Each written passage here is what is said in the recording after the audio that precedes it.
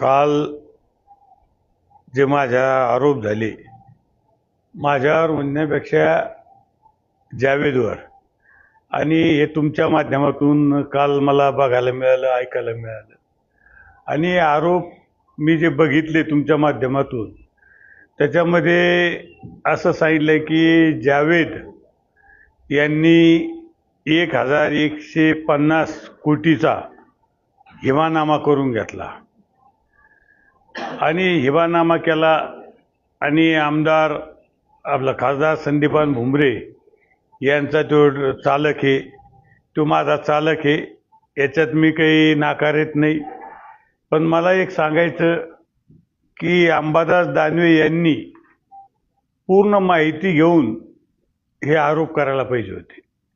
अंबादास दानवे यांनी कुठलीही माहिती न घेता, कुठलाही अभ्यास न करता हे आरोप माझ्यावर आणि माझ्या चालकावर केलेले.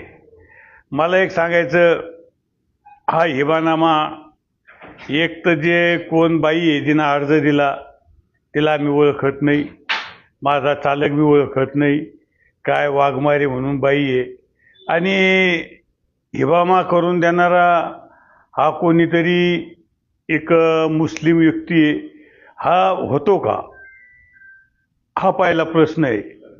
दुसरी गोष्ट की माझ्या चालकाचं जन्मतारीख ही 1984-85 आहे आणि हिवानामा हा 1971 मध्ये झालेला आहे.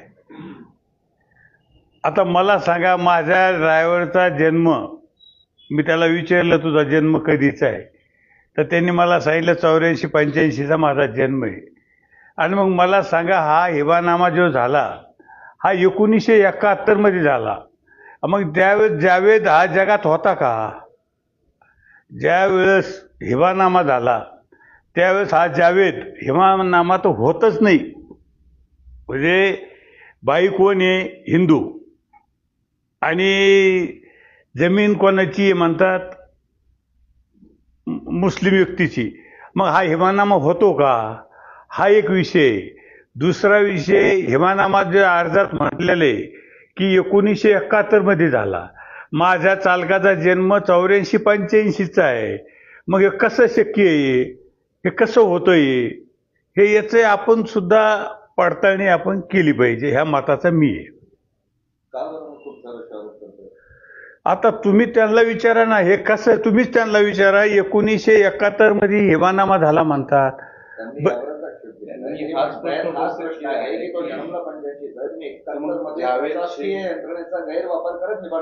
अहो, शासकीय यंत्रणेचा गैरवापर केला असेल तर त्याच्यात तुम्ही चौकशी करा. चौकशी करून जो दोषी असेल त्याला तुम्हाला काय कारवाई करता येईल ती करा. मला एक सांगा ना, 1971 मध्ये झाला, मग शासकीय याच्यात काय संबंध आला? पहिली गोष्ट, होतो का हिवानामा? हा हिवानामा होतो का, हा मुळात हा प्रश्न आहे. आणि हिवानामा जो झाला 1971 मध्ये झाला म्हणतात अर्जात. काय, आम्ही तर काही ओळखीत नाही, मी, माझा काही संबंध नाही, माझा चालक आहे पण चालक ओळखीत नाही. चालकनं काल बाईट दिली, तुम्हाला चालकानं सांगितलं मी जाटवाड्याला कधी गेलो नाही. आणि ते कोणतं गाव आहे दुसरं, जोगवाडा, त्या गावाला कधी गेलो नाही. आता मुळात मी कागदपत्र काल काढायला सांगितले ज्यावेळेस तुमच्या माध्यमातून बातम्या आल्या. 174 हा गट नंबरच नाही. काय, 174 हा गट नंबर नाही. आणि 154 गटाचा जो विषय आलेला आहे, 154 गटाचे जे काही ते वाद चालू आहे, त्या गटाचे पैसे हे कोर्टात जमा आहे. 2017 पासून हे पैसे जमा आहे ना. कोणते? मला सांगा, जो गटच नाही, गट फक्त 171 पर्यंत आहे. किती तुम्ही समजून घ्या, किती. माझ्याकडे त्याचं हे सगळं पेपर्स आहे माझ्याकडे. जर गटच 171 आहे तर 174चा हिवानामाचा काय प्रश्न आला? आणि 154 गट जे आहे, 53-54 जे असेल, 54, तर त्याचे पैसे जे काही त्याचा जो मावेजा असेल तो मावेचा कोर्टात जमा आहे आणि त्याचे ते जे मावेजाचे जे भांडणं चालू आहे ते वेगळे लोक नावं आहे त्याच्यात. माझ्याकडे ते नावं बी आहे, पेपर दाखव ते नाव आहे माझ्याकडे. तर गट नंबरच 1 ते 54 आहे.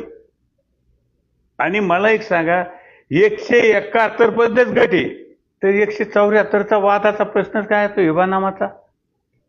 हा, गटच नाही. 100 नाही.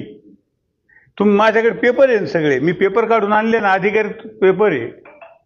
आणि अधिकाऱ्यांना तिला त्या बाईला उत्तर दिलेलं आहे,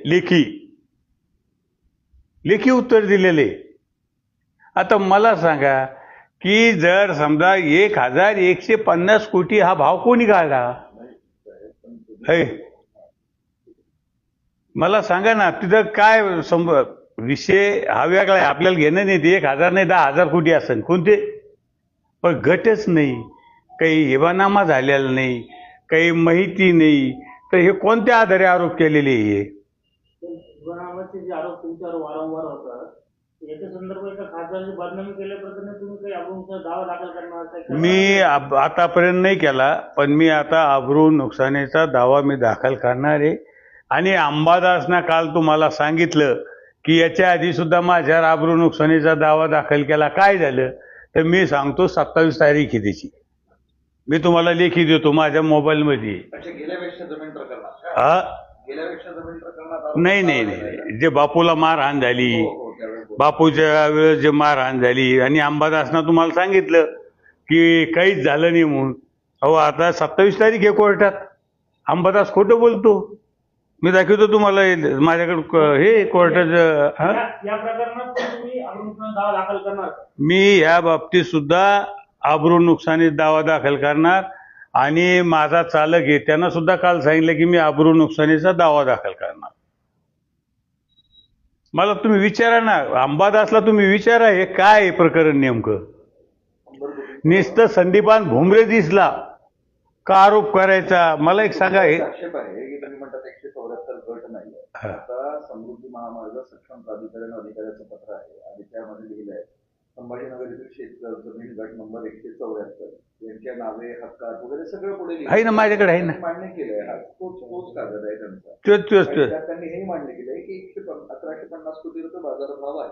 त्यांनी गट मान्य केलाय हे सांगण्याचा प्रयत्न करतो. मी काय सांगतो, माझ्याकडे जे लेखी आहे त्याच्यात त्यांनी उत्तर दिलेलं आहे ना.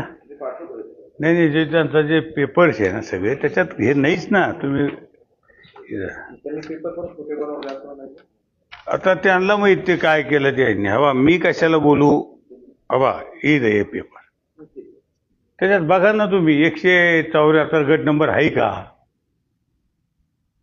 हा, त्याचा अर्थ आपल्या ड्रायव्हरने त्या भागात जमीन घेतलीच नाही. घेतली नाही. मी 1000% सांगतो, कारण तो सांगतो त्यांना स्वतः बाईट दिली ना. आता मला माझा ड्रायव्हर आहे, पण मी त्याला खात्रीपूर्वक विचारलं काही तुमचा व्यवहार झालेला आहे का? तो म्हणे साहेब मी त्यावेळेस ह्या जगातच नव्हतो, माझा जन्मच 85चा आहे, 84-85चा. आणि ह्या काहीतरी जो आरोप आहे तो 1971चा आहे. आणि त्या बाईला मला वाटतं सक्षम अधिकाऱ्यांना उत्तर सुद्धा दिलेलं आहे लेखी, बरं का. लेखी उत्तर आहे माझ्याकडे. त्या बाईला जे उत्तर दिलं ना ते त्याचा सुद्धा माझ्याकडे पेपर आहे. हे काय